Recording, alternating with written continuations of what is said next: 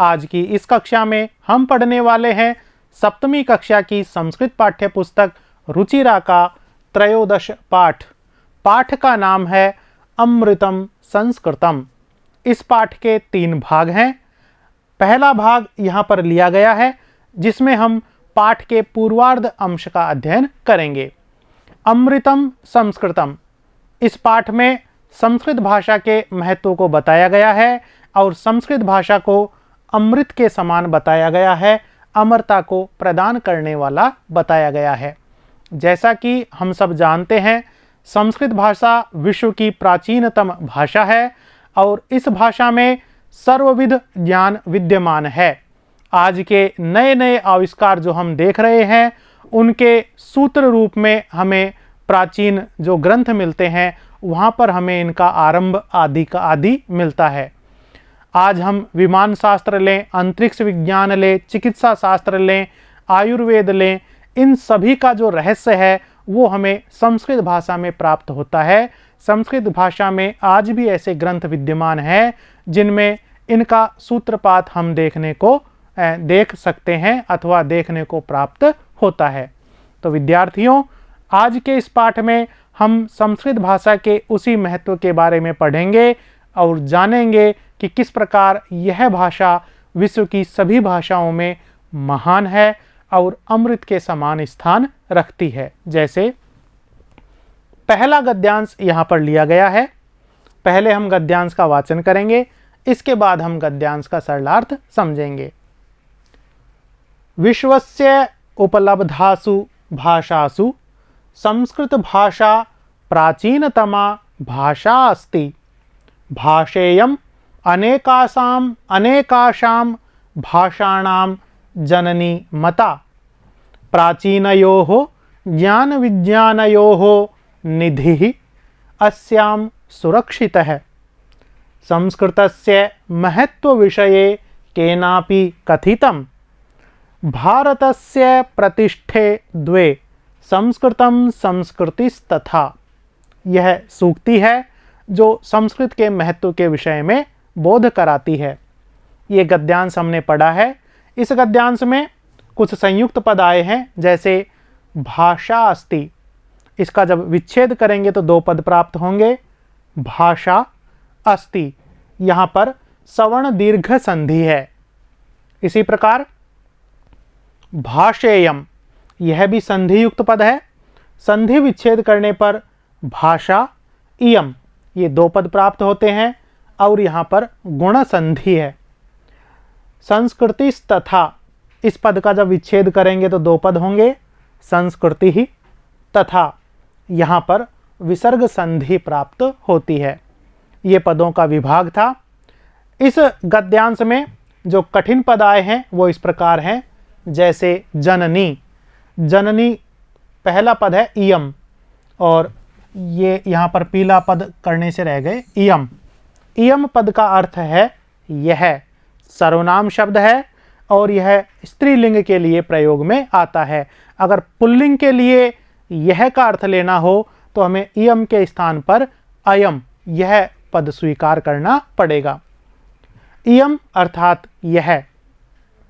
जननी, जननी का अर्थ है जन्म देने वाली, माता। मता, मता का अर्थ है मानी गई, स्वीकार की गई। निधि, निधि का अर्थ है खजाना या भंडार। और प्रतिष्ठे, प्रतिष्ठे यह द्विवचन का रूप है, इसलिए 2 का अर्थ देगा 2 प्रतिष्ठाएं, सम्मान, यानी 2 प्रतिष्ठा की चीजें या सम्मान की 2 बातें। ये कठिन पदों के अर्थ थे। अब हम गद्यांश का सरलार्थ जानते हैं। विश्वस्य उपलब्धासु भाषासु, विश्वस्य संसार की, उपलब्धासु उपलब्ध होने वाली, भाषासु भाषाओं में, संसार में जितनी भी भाषाएं इस समय उपलब्ध हैं उन सभी भाषाओं में संस्कृत भाषा प्राचीनतमा, सबसे प्राचीन भाषा अस्ति, भाषा है। प्राचीनतमा, तमप प्रत्यय का प्रयोग जब किसी शब्द के पीछे होता है तो वो सब में से किसी एक को श्रेष्ठ बताने के अर्थ में आता है। तो प्राचीन का अर्थ है बहुत पुरानी और प्राचीनतमा का अर्थ है सबसे प्राचीन, सबसे पुरानी। विश्वस्य उपलब्धासु भाषासु, संसार में उपलब्ध जितनी भी भाषाएं हैं उन भाषाओं में संस्कृत भाषा प्राचीनतमा भाषा अस्ति। संस्कृत भाषा सबसे प्राचीन भाषा है। इयम भाषा, यह संस्कृत भाषा अनेकाशाम, बहुत सारी, भाषाणाम, भाषाओं को जननी, जन्म देने वाली, मता, मानी गई है।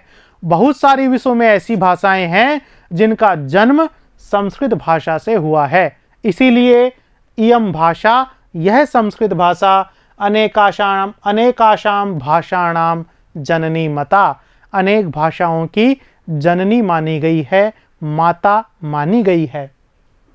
प्राचीनयोः ज्ञान विज्ञानयोः, प्राचीन ज्ञान और विज्ञान का निधि ही, खजाना, भंडार, अस्याम सुरक्षित है। अस्याम, इसमें, इस संस्कृत भाषा में, सुरक्षित है, सुरक्षित है, आज भी रक्षित है। संस्कृतस्य महत्व विषये, संस्कृत भाषा के महत्व के विषय में केनापि कथितम, किसी विद्वान ने कहा है। क्या कहा है? एक सूक्ति कही है, भारतस्य प्रतिष्ठे द्वे, भारत की दो प्रतिष्ठाएं हैं। जब पूरे संसार में भारत की बात होती है तो भारत को सम्मान देने वाली दो बातें हैं, प्रतिष्ठा देने वाली दो ऐसी वार्ताएं हैं, बात हैं। क्या क्या हैं? संस्कृतम तथा च संस्कृति, संस्कृत भाषा और भारत की संस्कृति, ये दो ऐसी चीजें हैं जिनसे पूरे विश्व में भारत देश की पहचान है। तो ये दो चीजें भारत की प्रतिष्ठा के रूप में संसार में स्थापित हैं। इसी प्रकार अब हम अगला गद्यांश पढ़ते हैं। दूसरा गद्यांश है, इयं भाषा अतीव वैज्ञानिकी, केचन कथयन्ति यत् संस्कृतमेव संगणकस्य कृते सर्वोत्तमा भाषा। अस्याः वाङ्मयं वेदैः पुराणैः नीतिशास्त्रैः चिकित्साशास्त्रादिभिः च समृद्धम् अस्ति। कालिदासादीनां विश्वकवीनां काव्यसौन्दर्यम् अनुपमम्। ये गद्यांश था। इस गद्यांश में कुछ संयुक्त पद आए हैं, जैसे चिकित्सा शास्त्रादिभिश्च, इसका जब विभाग, पहला पद है, अच्छा, चिकित्सा शास्त्रादिभिश्च, इसका जब विभाग करेंगे तो ये पद आएगा चिकित्सा शास्त्रादिभि च। इन दोनों पदों में विसर्ग संधि प्रवृत्त हुई है। और दूसरा पद है समृद्धम अस्ति। समृद्धम अस्ति में समृद्धम म हलंत हो जाएगा, अकार पृथक से लिखेंगे तो दूसरा पद आएगा अस्ति। यहाँ पर केवल वर्ण संयोग था, ये दोनों ही पद संयुक्त पद थे। इस गद्यांश में जो कठिन पद हैं वो इस प्रकार हैं। अतीव, इसका अर्थ है अत्यधिक, बहुत ज़्यादा। अतीव यह संधि से बना हुआ पद है, सवर्ण दीर्घ संधि यहाँ पर है और विच्छेद करने पर अति इव, ये दो पद प्राप्त होंगे। दोनों ही पद अव्यय हैं और मिलकर अत्यधिक या बहुत ज़्यादा इस अर्थ को प्रतिपादित करते हैं। केचन, यह सर्वनाम पद है। केचन अर्थात कुछ, कुछ लोग। संगणकस्य कृते, संगणक, संगणकम का अर्थ है कंप्यूटर और संगणकस्य कृते इसका अर्थ है कंप्यूटर के लिए। कृते यह अव्यय पद है जिसका अर्थ होता है लिए। संगणकस्य कृते, कंप्यूटर के लिए। तो कंप्यूटर को संस्कृत में क्या कहते हैं? कंप्यूटर को संस्कृत में कहते हैं संगणकम। वाङ्मयम, वाङ्मयम का अर्थ है साहित्य, संस्कृत का साहित्य। और वाङ्मयम यहाँ पर ग जो है वो हलंत होगा। अनुपमम, अनुपमम का अर्थ है अतुलनीय, यानी जिसकी किसी दूसरी से, दूसरी भाषा से या दूसरी वस्तु से तुलना न हो सके, अतुलनीय। ये कठिन पदों के अर्थ थे। अब हम गद्यांश का सरलार्थ जानते हैं। इयम भाषा, यह भाषा, यह संस्कृत भाषा अतीव वैज्ञानिकी, अत्यधिक वैज्ञानिक है, अर्थात विज्ञान के प्रयोगों पर खरा उतरती है। चाहे कितने भी वैज्ञानिक प्रयोग कर लो, यह भाषा अपने आप में एक निश्चित स्वरूप वाली है और विज्ञान की दृष्टि से शुद्ध एवं परिमार्जित भाषा है। केचन कथयन्ति, कुछ लोग कहते हैं, जो आधुनिक तकनीकी के विषय में जानकारी रखते हैं, वो लोग क्या कहते हैं, यत कि संस्कृतम एवं, संस्कृत भाषा ही संगणकस्य कृते, कंप्यूटर के लिए सर्वोत्तमा भाषा, सबसे उत्तम भाषा है, सबसे अच्छी भाषा है। कंप्यूटर का नाम सुनते ही हमारे मन में यह आता है कि केवल आंग्ल भाषा को जानने वाला ही कंप्यूटर अच्छी तरह से सीख सकता है, या कंप्यूटर के अंदर जो सॉफ्टवेयर बनते हैं वो आंग्ल भाषा के माध्यम से अच्छी तरह बन सकते हैं। ऐसा नहीं है, क्योंकि प्रयोगों से, वैज्ञानिक प्रयोगों से यह सिद्ध हो चुका है कि यदि संस्कृत भाषा के माध्यम से संगणक के सॉफ्टवेयर बनाए जाएं, या उनमें सॉफ्टवेयर कुछ इस प्रकार अंदरूनी जो चीज़ें हैं जो बनाई जाती हैं सॉफ्टवेयर तरीके में, तो उसके लिए संस्कृत भाषा बहुत ही बेहतर भाषा है, अच्छी भाषा है, जिसे कोडिंग कहते हैं। तो इंग्लिश में प्रायः कोडिंग होती है, अन्य भाषाओं में होती है, लेकिन संस्कृत भाषा में जो कोडिंग की जाएगी सॉफ्टवेयर बनाने के लिए, वो सर्वोत्तम होगी। ऐसा प्रयोगों से सिद्ध हो चुका है। इसी प्रकार आगे, अस्याहा, इसका, इस संस्कृत भाषा का, वाङ्मयम, वाङ्मय अर्थात साहित्य, वेदैः पुराणैः नीतिशास्त्रैः चिकित्सा शास्त्रादिभिः च, वेदों से, पुराणों से, नीति शास्त्रों से और चिकित्सा शास्त्र इत्यादि ग्रंथों से समृद्धम अस्ति, समृद्ध है। संस्कृत भाषा का जो साहित्य है उसमें वेद, पुराण, नीति शास्त्र, चिकित्सा शास्त्र इत्यादि बहुत सारे ग्रंथ हैं, जिससे इसका साहित्य बहुत ही समृद्ध है, विशाल है। कालिदासादीनाम विश्व कविनाम, कालिदास इत्यादि विश्व कवियों का काव्य सौंदर्यम, काव्य की सुंदरता, अनुपमम, अतुलनीय है।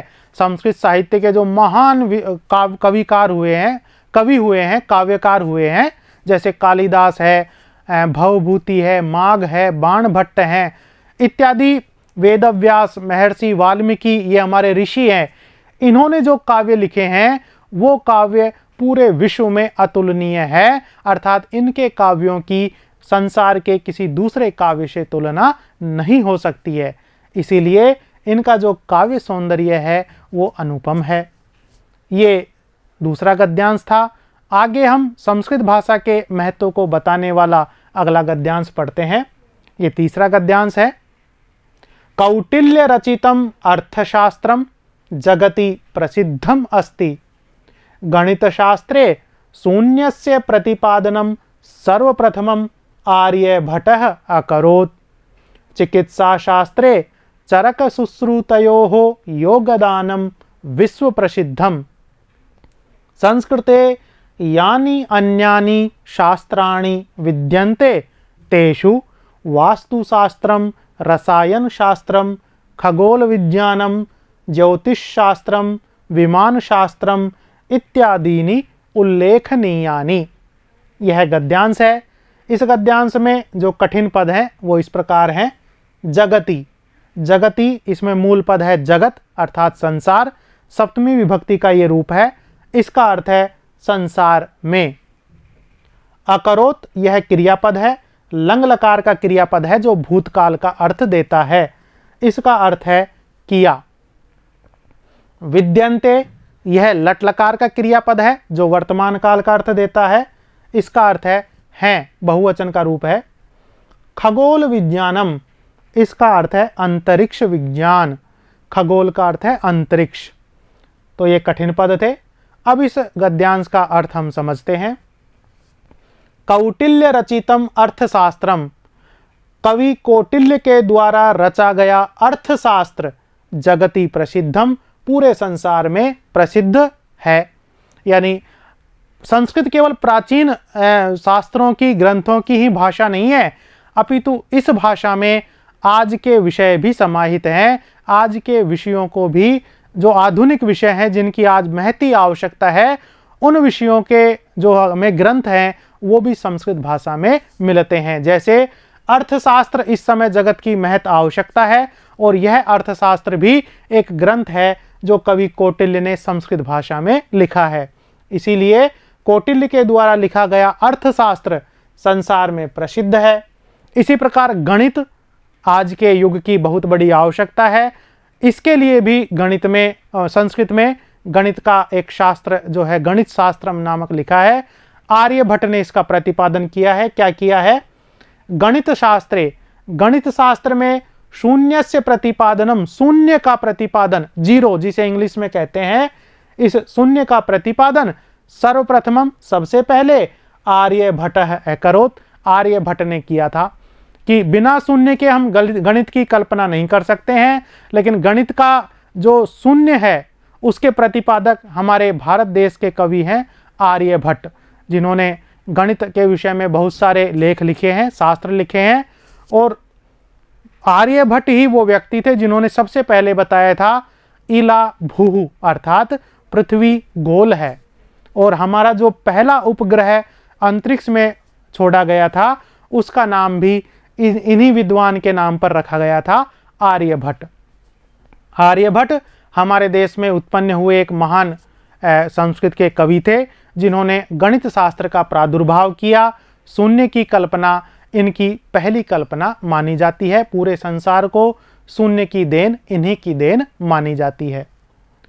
इसी प्रकार चिकित्सा शास्त्र में चरक सुश्रुतयोः, चिकित्सा शास्त्र के क्षेत्र में चरक और सुश्रुत, इन दोनों विद्वानों का योगदान विश्व प्रसिद्ध है। चरक और सुश्रुत ये दोनों प्राचीन काल के वैद्य थे।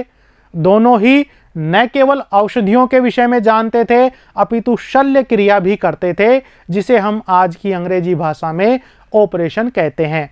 तो ये दोनों ही चिकित्सा शास्त्र के महान वैद्य थे। इनके ग्रंथ भी हमें संस्कृत भाषा में उपलब्ध होते हैं।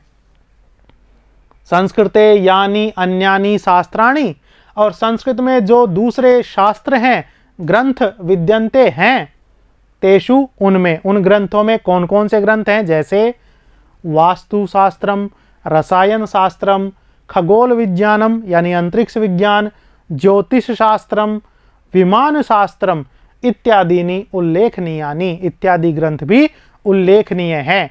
न केवल गणित और चिकित्सा शास्त्री, अपितु वास्तुशास्त्र, भवन बनाने की कला, भवन में कौन सा स्थान कहाँ पर होना चाहिए, इस चीज़ की जानकारी, रसायन, केमिकल्स इत्यादि जो होते हैं उनका ज्ञान, खगोल यानी अंतरिक्ष का ज्ञान, ज्योतिष ग्रह नक्षत्रों का ज्ञान, विमान शास्त्रम, वायुयान जो आकाश में उड़ते हैं, इनका ज्ञान भी हमें संस्कृत में रचित शास्त्रों में देखने को मिलता है, पढ़ने को मिलता है।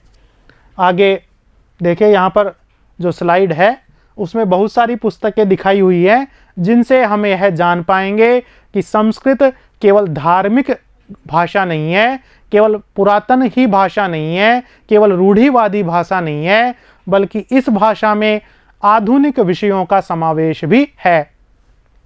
वेद हैं, चिकित्सा शास्त्र का ग्रंथ चरक संहिता है, आयुर्वेद का ग्रंथ है आयुर्वेदिया आहार पद्धति।